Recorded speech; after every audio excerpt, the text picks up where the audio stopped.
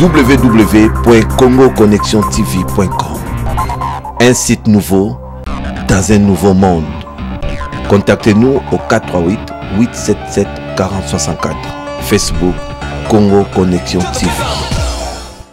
Le porte-parole du gouvernement parle d'attaques terroristes avec armement pauvre et réduit. Lambert Mende Omalanga annonce qu'en légitime défense, l'armée a battu 16 assaillants à l'état-major, 8 à la RTNC et 10 à l'aéroport de Njili.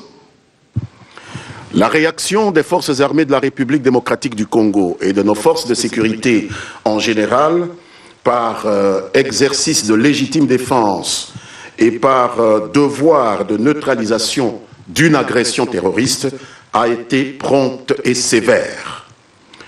Au moment où nous parlons, nous sommes en mesure de donner le premier bilan de cette action terroriste contre notre peuple. Une vingtaine d'assaillants s'en étaient pris à l'état-major général de l'armée dans les hauteurs de Mbinza. Les forces de sécurité en ont tué 16.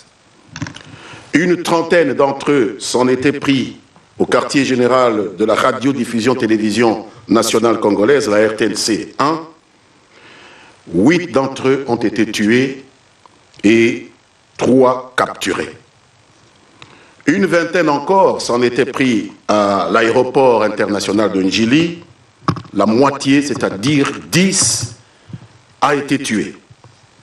Ce n'est pas de gaieté de cœur qu'il a fallu que les forces armées exercent leur devoir et protègent des sites stratégiques qui procèdent de la sécurité nationale. La population est appelée à vaquer quotidiennement à ses occupations car l'aventure des assaillants a tourné court, suivant le porte-parole du gouvernement. Le gouvernement tient à féliciter une fois de plus les forces armées de la République démocratique du Congo et d'une manière générale toutes les forces de sécurité qui ont coopéré avec les forces armées de la République.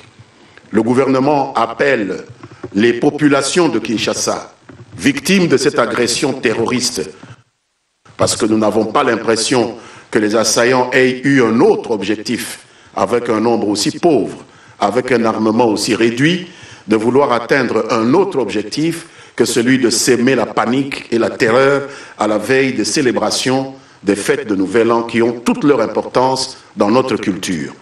J'invite donc au nom du gouvernement les populations de Kinshasa à vaquer normalement à leurs occupations, à faire échec à l'objectif de cette agression qui a été un objectif de terroriser la population.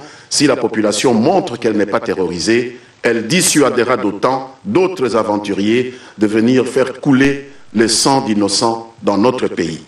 Les populations sont invitées donc à vaquer normalement à leurs occupations, à préparer les festivités de fin d'année. Des mesures de sécurité ont été renforcées, que cela ne fasse craindre personne. Il s'agit de mesures prises dans l'intérêt bien compris des populations congolaises que le gouvernement, l'État et les structures de l'État comme l'armée et la police ont le devoir de préserver à tout prix. Je vous remercie pour votre aimable attention. Lambert Mende Omalanga, porte-parole du gouvernement, toujours à ce sujet. Comme vous pouvez le voir sur ces images, le périmètre aux alentours de la RTNC est sous contrôle des forces loyalistes congolaises. Cette partie de la ville a connu cet avant-midi un break. Toutes les activités ont été interrompues. Des plus amples détails dans nos prochaines éditions.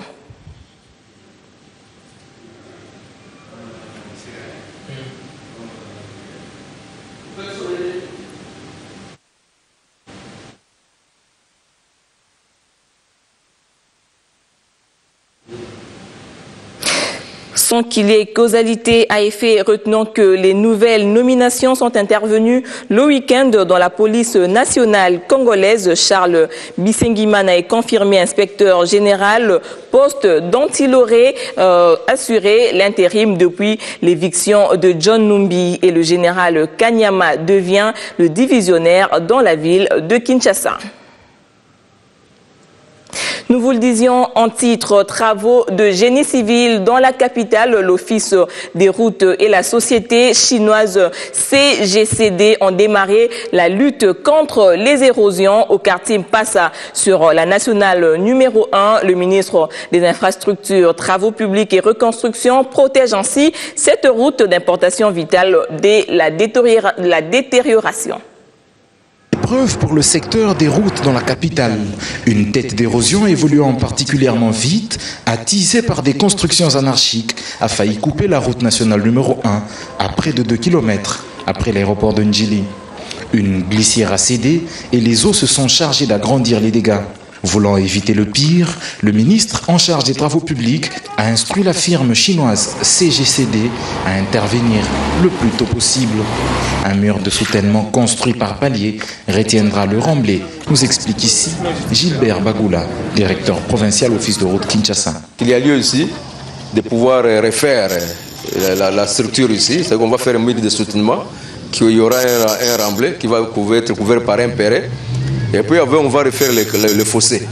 Comme ça, comme il y a déjà un collecteur qui est là, qui amène les eaux vers la rivière, ça sera plus facile. Il annonce aussi qu'il faudra revoir la section de toutes les glissières sur cette importante route au vu de l'envahissement des agglomérations proches de la chaussée. Bon, avec tous les fossés qui sont le long de la nationale ici, les anciens fossés certains sont de 40 et d'autres de 60, c'est devenu très petit. Les longs qui ont quitté l'aéroport jusqu'au-delà des ponts-scellés, tous les fossés sont devenus petits. C'est pour ça qu'il y a des interventions qu'on a fait vers Bibois, on a dû augmenter les volumes, parce que les maisons ici, il n'y en avait pas avant. Une nouvelle preuve qui oblige à plus de rigueur dans l'octroi des concessions à lotir. Ouvrons la page sportive sur le championnat d'Afrique des Nations. Les léopards locaux se sont envolés hier pour l'Afrique du Sud où ils vont le 4 janvier prochain livrer un match amical contre le Mozambique à Polokwane, plutôt à Polokwane. Les 23 Congolais sont basés dans cette même ville et évolueront dans le collectif des modélistes et stylistes congolais a offert le week-end un défilé de mode de fin d'année à certains invités, parmi lesquels le ministre du Genre, Famille et Enfants. Il s'est agi de valoriser le port du pagne. C'est une matinée en panne qui s'explique par la prédominance du port du pagne et l'assistance que le collectif des modélistes et stylistes du Congo a organisé pour mettre une fois de plus au devant de la scène l'une des valeurs culturelles du pays. Matinée ponctuée également par un défilé de mode propre à la couture congolaise. De nos jours, le pagne continue à émerveiller toujours les femmes, mais beaucoup plus d'une certaine génération. La jeunesse congolaise, quant à elle, est en train de perdre ses identités vestimentaires au profit d'une mode extravertie qui parfois choque nos bonnes mœurs. Face à ce constat, le CEMESCO, qui se veut de pérenniser cette identité culturelle et vestimentaire, se propose, avec l'appui du ministère du Genre, Famille et Enfants, de rappeler et affirmer l'identité vestimentaire de la femme congolaise par le port du wax-pagne. Également présente à cette cérémonie, la ministre du Genre, Famille et Enfants s'est vue décerner le premier trophée Liputa. J'ai vu que ces jeunes artistes ont la volonté de pouvoir proposer des beaux modèles et vraiment aussi insistent sur ce que les jeunes femmes, les jeunes filles puissent porter le pagne. Parce que bon, de nos temps maintenant, on voit les jeunes filles porter des pantalons, des jeans et ce n'est pas une tenue adéquate, distinguée pour une femme. Occasion qu'a aussi saisi les organisateurs pour rappeler aux jeunes filles congolaises l'importance du port du pagne. Nous invitons la jeune fille à s'habiller en pagne. Le pagne, la pagne est riche. On peut le faire, on peut les porter en toutes circonstances, quoi. C'est pourquoi nous voulons inviter la jeune fille à dire à la jeune fille que le pagne n'est pas mal. Il faut venez chez les stylistes congolais, venez nous découvrir. On va vous proposer les pagnes en toutes circonstances que vous voulez, quoi. Assemblage de couleurs, dessins fins, couture purement congolaise, le pagne congolais dans son fond et dans sa forme reste le génie créateur congolais. Revenons sur l'information principale. La psychose est passée. La ville de Kinshasa est redevenue calme. Suivez sur ces images.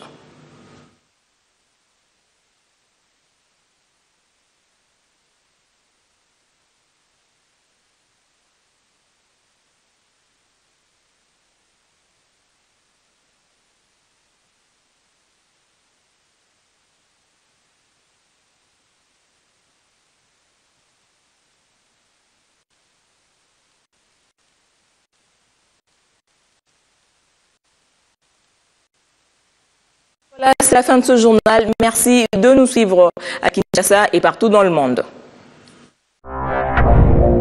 www.congoconnexiontv.com. Un site nouveau dans un nouveau monde. Contactez-nous au 438 877 4064. Facebook Congo Connexion TV.